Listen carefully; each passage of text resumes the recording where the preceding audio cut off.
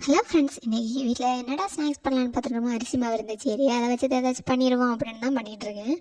நான் 3 கப்பு தான் தண்ணி எடுத்துருக்கேன். அதில் கொஞ்சமாக ஜீரகம், கருப்பு எள்ளு, கொஞ்சமாக உப்பு, வாசனை இல்லாத எண்ணெய் கொஞ்சமாக, அடுத்து கொஞ்சமாக 1 டேபிள் ஸ்பூன் மிளகாத்தூள், கொஞ்சமாக கறிவேப்பிலை போட்டு நல்லா கொதிக்க விடுங்க. நல்லா கொதிச்சு வரட்டும். கொஞ்சமாக பெருங்காயத்தூள் போட்டுருங்க.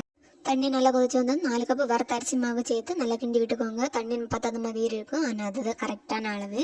நம்ம எடுத்து மாட்டி வச்சுட்டு ஒரு 5 மினிட்ஸ் தாண்டி கையில் கொஞ்சம் தண்ணி சேர்த்துக்கிட்டு நம்ம இப்போ விரவி எடுக்கலாம். நல்லா விரவி எடுத்துகிட்டு சப்பாத்தி கல்லில் வச்சு பருத்தி எடுத்துகிட்டு நமக்கு கொஞ்சம் கொஞ்சம் நீளமாட்டு எடுக்கலாம். இல்லைன்னா நம்ம என்ன ஷேப்புக்கு வேணுமோ அந்த ஷேப்புக்கு நம்ம கட் பண்ணி எடுத்துக்கலாம்.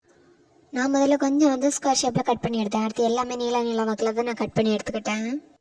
நம்ம கட் பண்ணும்போது கத்தியில் ஒட்டி வரும். அப்போ கொஞ்சம் ஆயில் தடவிட்டு நம்ம கட் பண்ணி எடுத்துக்கலாம். இதே மாதிரி எல்லாத்தையும் கட் பண்ணி எடுத்துகிட்டு நம்ம எடுத்து மாட்டி வச்சுக்கலாம்.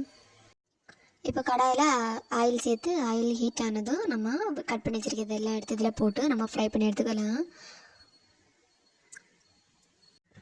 தீ ரொம்ப கூட்டியும் வைக்கக்கூடாது, ரொம்ப குறைச்சும் வைக்கக்கூடாது. கொஞ்சம் மினிமம் இதில் வச்சுக்கோங்க. அப்போ தான் ஆயில் குடிக்காது, டக்குன்னு நல்லா கிறிஸ்பியாட்டு வரும். மீதி இருந்த மாவையெல்லாம் நான் நீல வாக்கில் கட் பண்ணி ஃப்ரை பண்ணி எடுத்துருக்கேன். நீங்களும் மறக்காமல் இதை வீட்டில் செஞ்சு பாருங்கள். இந்த வீடியோ பிடிச்சிருந்தால் லைக் பண்ணுங்கள், ஷேர் பண்ணுங்கள், மறக்காமல் சப்ஸ்கிரைப் பண்ணிக்குவாங்க.